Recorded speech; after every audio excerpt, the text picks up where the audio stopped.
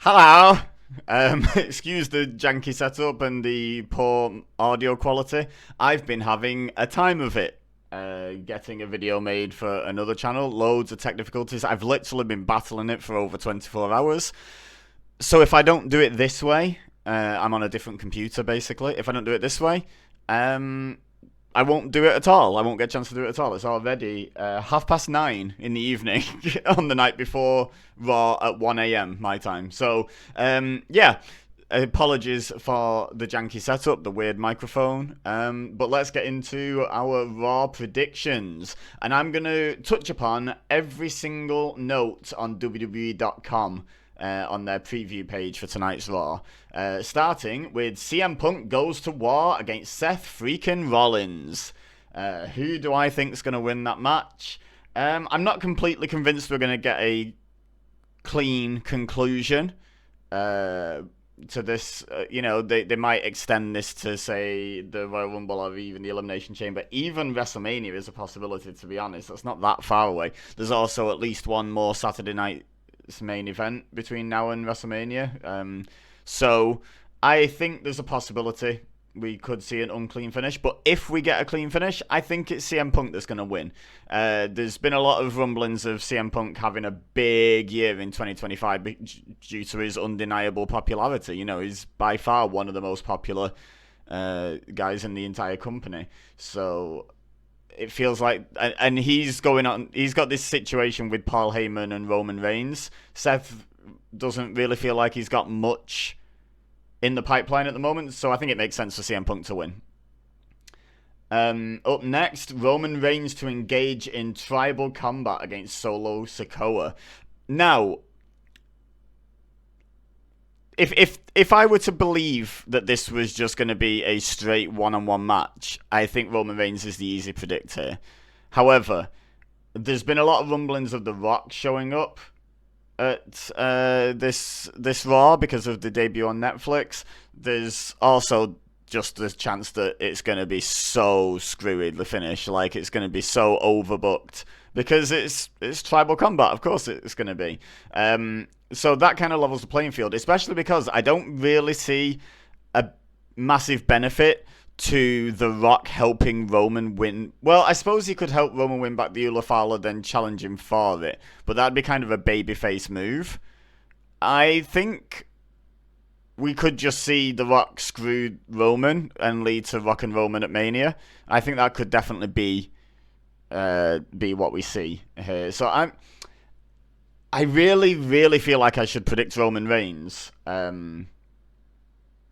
But the thing is that the tribal chiefdom requires a bloodline, and I don't feel like Roman's old school bloodline, the Usos and Sami Zayn, or as they were introduced on SmackDown, the Usos, which I loved, by the way. But I don't think that they're going to be really permanently associated with Roman in the same way that Solo Sikoa's bloodline are fiercely loyal to him.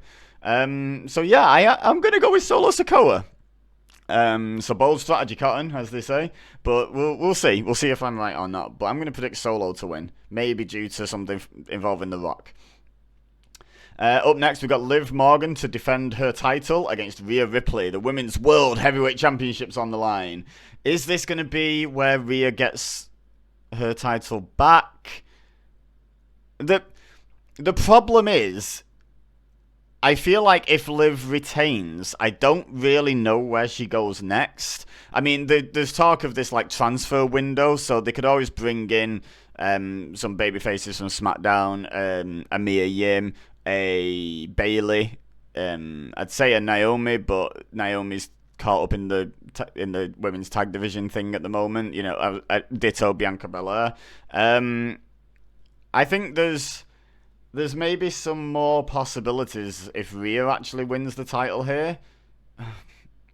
Do I feel that's going to happen? I don't know. I'm going to go with Rhea Ripley. I feel like they're going to do a title change for the big debut episode on Netflix. Let's go with it. Hope for the best. Next, John Cena marks first stop of farewell tour on the Raw on Netflix premiere. So obviously, it's not an announced match or anything, but what do I think John Cena's going to do? I think the most likely option is he's going to declare his intention to win his 17th world title this year and thus declare his entry into the Royal Rumble. You know, he can give the rah-rah speech about, you know, not expecting to be handed anything, and he's going to earn his way back to the World Championship one more time. Maybe he'll have a bit of a confrontation with Gunther on the show about it. Something like that. I'm going to say John Cena declares for the Royal Rumble. Logan Paul will return on Monday Night Raw on Netflix. So what do I think Logan Paul's going to do? It's similar, to be honest. I think in the kickoff show that they had at WWE headquarters, him and Gunther had some crossed words, so maybe they are going to do a Logan Paul versus Gunther program. Maybe that's the world title match at the Royal Rumble or at Saturday night's main event. Yeah, let's say Logan Paul sets up a match with Gunther. Gunther's already been sort of walking that line a little bit between, you know, not being a straight up babyface, but certainly not being as heelish as he had been in his whole interaction with Finn Balor recently, like, and the Judgment Day, the way he's been with them and the way he's been kind of separated from Ludwig Kaiser, who's still very definitely heel. I think they could easily turn Gunther face for a feud with Logan Paul. You could turn anyone face for a feud with Logan Paul, let's be real. So yeah, I'm going to say that Logan Paul sets up a match either at Saturday night's main event or at Royal Rumble with Gunther. And last but not least, Jey Uso looks to take down Drew McIntyre. Now, this one's really tough because both of these guys had really good 2024s, like, been really impressive, been really over in their own respective ways. And I could see both doing big things in 2025. I've heard more about Drew getting a big push in 2025 than about Jey. But that's not to say that Jey's suddenly going to be cast aside. Like, when I talked about CM Punk being one of the most popular guys in the company, ditto Jey Uso. The crowd reaction when he comes out is honestly insane. Like, he's so popular. Drew's incredibly popular in a different way, in a we appreciate your work and you're a bad guy, so we'll boo you kind of way. And Drew's just been kind of getting involved with Cody over on SmackDown, which I think it's definitely quite possible Drew will move to SmackDown. So with that in mind, to give him some momentum to go up against Cody at some point, I'm going to pick Drew McIntyre. Again, same sort of reasoning as Punk, which he seems to have like stuff directly on the horizon, whereas Jey Uso is kind of just floating a little bit more at the moment. So yeah, I'm going to go with Drew McIntyre.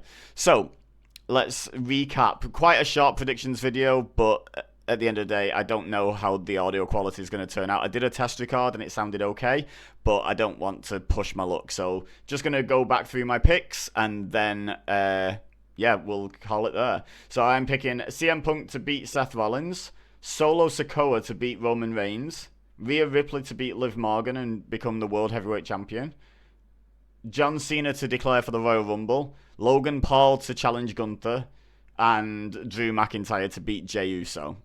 Let me know what you think is going to happen in the comments down below. I'm especially curious to what people think John Cena and Logan Paul are going to do, because that's not quite as 50-50 as guessing a match. You know, they could do anything. John Cena could be like, "Psych, I'm retiring today. Bye.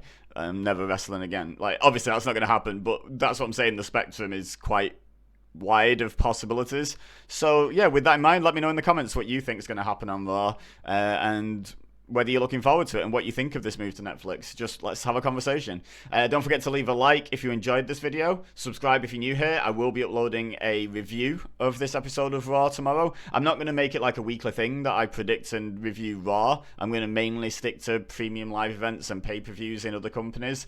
But this just felt like such a big deal. Like, this card is PLE worthy. In fact, it's probably a more stacked card than most of last year's PLEs outside of like the big five. So yeah, I figured this episode was definitely worthy of a prediction and a review. So here I am. So yeah, let me know your thoughts. Like, comment, subscribe. You know the drill. But for now, all I have left to say is thank you very much for watching. As always, I've been EBEZA. You've been amazing, and I will see you next time.